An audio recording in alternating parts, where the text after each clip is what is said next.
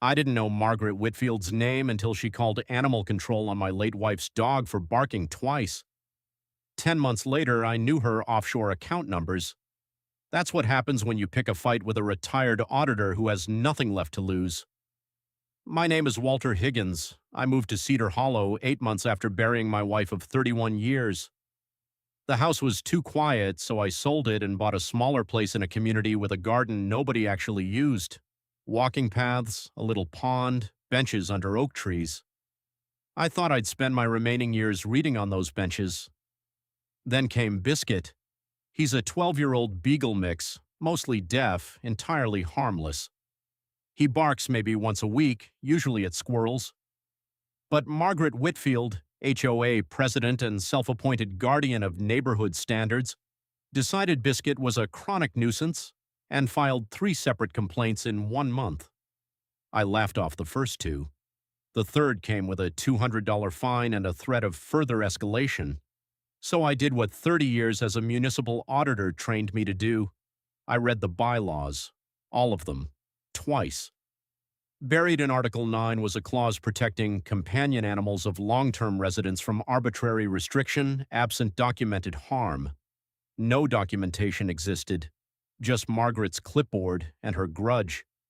I brought that clause to the next board meeting along with a folder of dated timestamp notes, because auditors document everything, always. Margaret's face went the color of her prized roses when I read it aloud. She recovered fast, pivoting to sympathy baiting. Perhaps Walter is still adjusting after losing his wife. Grief can make people difficult to reason with. The room went quiet in that specific way rooms go quiet when someone said something they can't take back. I didn't argue, I just said, "Let's stick to the bylaws," and sat down. But that night I couldn't sleep. Something about her nervousness, the speed of that pivot, nagged at me. 30 years of auditing teaches you to notice when someone's overcorrecting. So I did what I know how to do. I pulled the HOA's public financial filings. It took 3 weeks of quiet digging, coffee with a sympathetic treasurer named Ruth, who'd been uneasy for years but had no one to tell, and one very illuminating spreadsheet. The landscaping contract, awarded unsurprisingly to a company owned by Margaret's brother-in-law, was billing the HOA for services never rendered, fertilizer treatments that never happened, irrigation repairs on a system that didn't exist. Over 4 years, the discrepancy came to $186,000.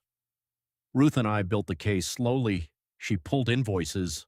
I cross-referenced them against actual maintenance logs, weather records, even old resident photos posted on the neighborhood Facebook page showing the repaired sprinklers still broken months after they were billed as fixed. When we had enough, we didn't confront Margaret.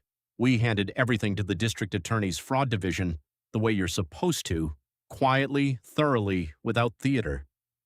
The unraveling when it came wasn't dramatic. No shouting match, no viral video, just an email from the DA's office to the board, then a special meeting where Margaret didn't show up at all.